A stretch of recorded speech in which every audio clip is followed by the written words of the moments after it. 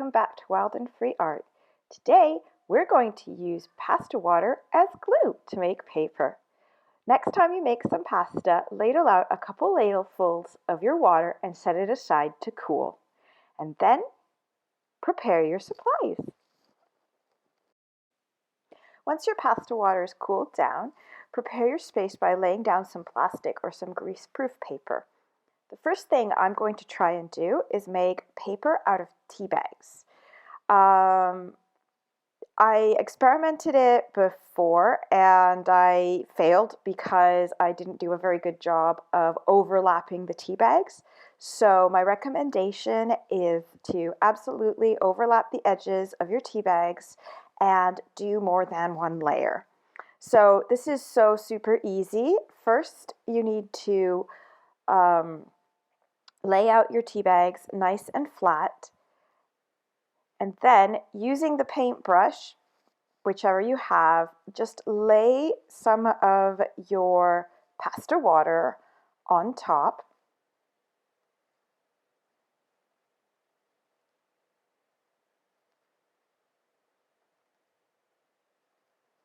Overlap the two edges of the tea bag. Make sure you've got about 1 centimeter or so.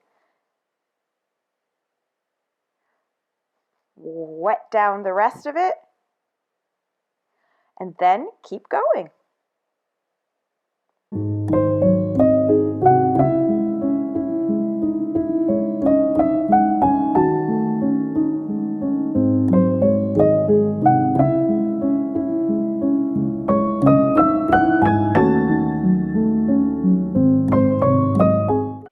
Once you're done your first layer, then lay the second layer over top following the same method.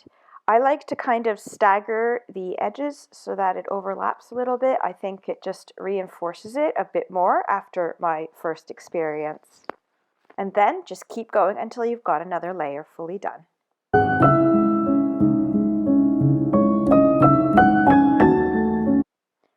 Once you're finished your second layer, set the tea bags aside on the greaseproof paper to dry fully overnight. The next thing I tried was to put another layer on the first paper that I tried making from tea bags, the one that I said I only did a layer and didn't overlap well and it ripped. So in order to salvage it, I decided to try and do some sashiko stitching on top of it so that I could maybe reinforce it with the threads. And so I decided at this time to try and add another layer on the back, which I feel also helped to keep those threads stuck down even in case you cut it. So if you decide to do something like that, I would then recommend putting on a second layer on the back just to make sure that the threads don't come undone.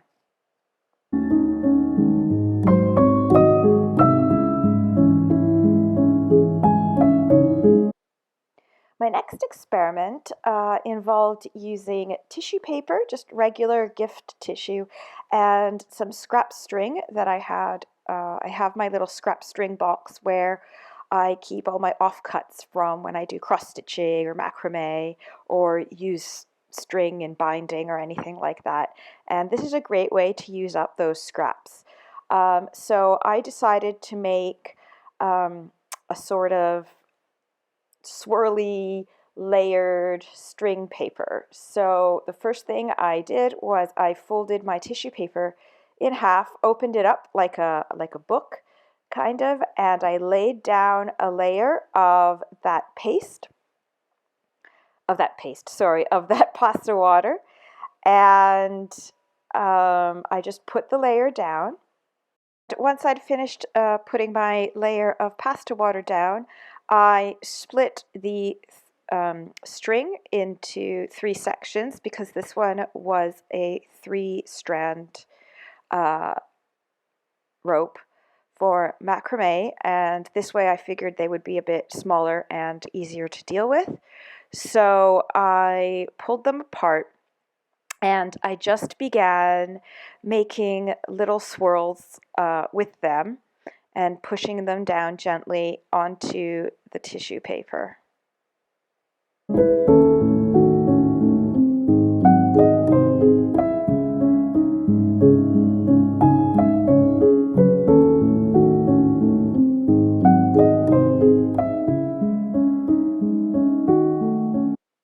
So once I finished arranging the strings in my pattern that I wanted to do, I gently dabbed a bit more pasta water on top of them. This is a bit of a meticulous process. I probably should have used a smaller brush to do this part, but you know, that's what I did. And then after you've done that, you just carefully fold over that other half of the tissue paper and put on another layer of your pasta water. And when you get to where the strings are, just dab it around gently until you can see that it's gone through and onto the string. That way you know that everything is adhered well together.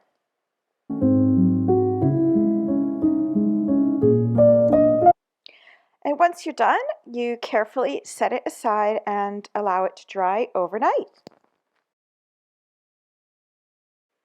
And these are the results the next day. I absolutely love how they came out. They're not shiny, they're strong, and their texture is nice and matte, and you can feel the texture of the tea bags. I'm so happy with this paper. This is the little swirly string paper. It's come out really beautifully. This is one that I did off camera to experiment. I put a layer of mesh in between, but it didn't stick as well, probably because there isn't just as much space for the papers to stick together. And this is my stitching, and it looks absolutely beautiful. It feels like fabric. It's just amazing. And this is an extra one, another one I did off camera with the leftover bits of the embroidery fabric. I hope you've enjoyed this experiment and do share your results with me. Please remember to like and subscribe for the latest updates. Thank you so much and happy crafting.